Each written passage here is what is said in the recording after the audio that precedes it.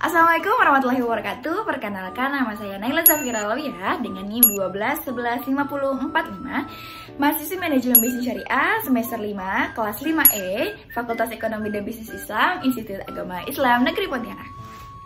Oke, di sini jadi saya akan mempresentasikan terkait bisnis yang akan saya lakukan ke depannya. Yang pertama, yaitu gagasan kreatif dari bisnis yang akan saya lakukan.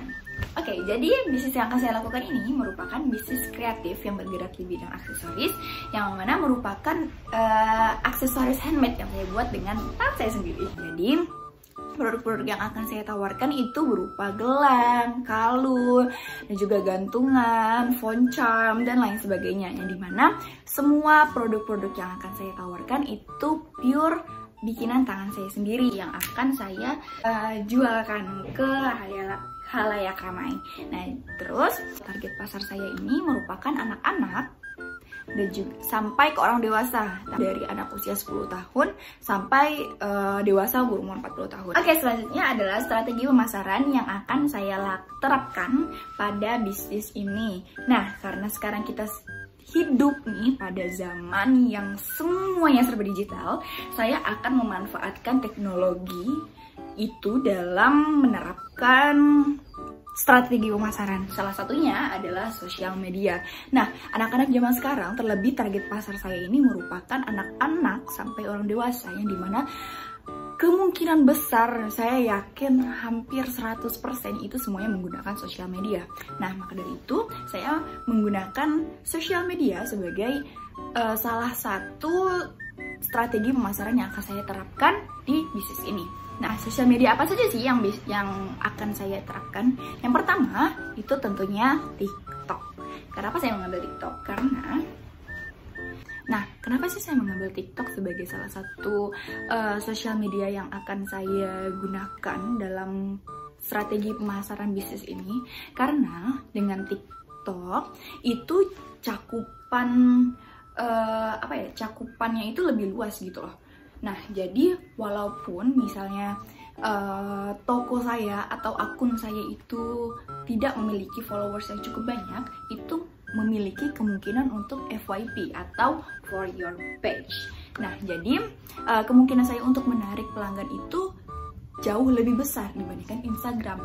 Nah, selanjutnya saya mengambil Instagram sebagai salah satu sosial media dalam melakukan strategi pemasaran pada bisnis ini. Nah, karena tadi sempat saya singgung tadi, TikTok itu sebagai sarana atau cara untuk menjangkau audiens yang lebih banyak. Nah, Instagram, saya menggunakan Instagram ini sebagai branding dari produk. Saya menggunakan Instagram dan untuk mencapai cakupan audiens yang lebih besar, saya menggunakan TikTok. Jadi aplikasi ini merupakan aplikasi yang menurut saya, setelah melakukan analisis ini, adalah aplikasi yang sangat pas untuk memasarkan produk. Lalu strategi pemasaran selanjutnya adalah menggunakan selebgram atau influencer. Teknik ini atau strategi ini akan saya lakukan apabila branding dari bisnis saya sudah cukup naik gitu. Jadi pertama saya akan melakukan branding terlebih dahulu. Lalu apabila sudah lumayan naik, saya akan menggunakan freelance atau selebgram untuk endorse. Nah, ini juga menjadi salah satu strategi yang baik karena dengan memanfaatkan followers dari influencer ataupun selebgram itu dapat menarik pelanggan dengan cakupan yang jauh lebih luas lagi. Sebelum memilih influencer atau selebgram, saya juga perlu nih melakukan analisis terkait selebgram atau influencer yang akan saya ajukan kontrak kerjasama. Karena apa? Karena untuk melakukan kontrak kerjasama tersebut, saya harus mencari selebgram atau influencer yang memiliki value yang sama, yang memiliki niche yang sama. Oke, selanjutnya saya akan menerangkan terkait kelebihan produk dari bisnis ini. Karena ini produk yang 100% handmade dan dirakit oleh tangan saya sendiri, ini saya akan menjamin kualitasnya karena ini merupakan produk yang dibuat langsung oleh saya sendiri menggunakan hati dan perasaan saya. dan juga menggunakan produk-produk dengan kualitas terbaik tentunya. Jadi saya benar-benar teliti dalam pembuatan setiap pieces produk yang akan saya lakukan. Next, selanjutnya adalah proses produksi.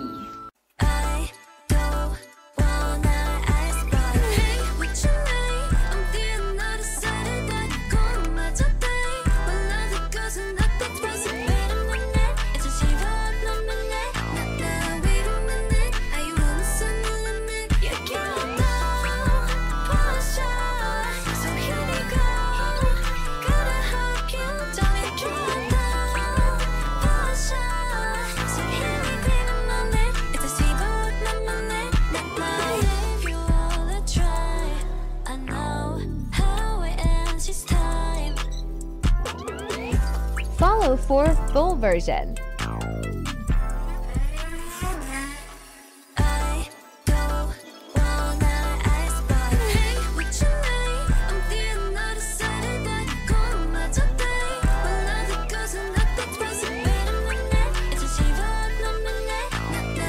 Selanjutnya adalah rencana pengembangan usaha.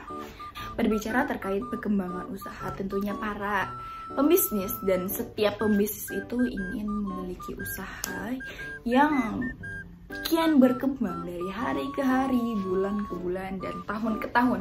Begitu juga dengan saya sebagai pembisnis pemula, tentunya saya ingin memiliki bisnis yang jauh berkembang. Target dari perkembangan bisnis ini tentunya saya ingin memiliki outlet offline yang dapat dijangkau dengan mudah oleh target pasar saya.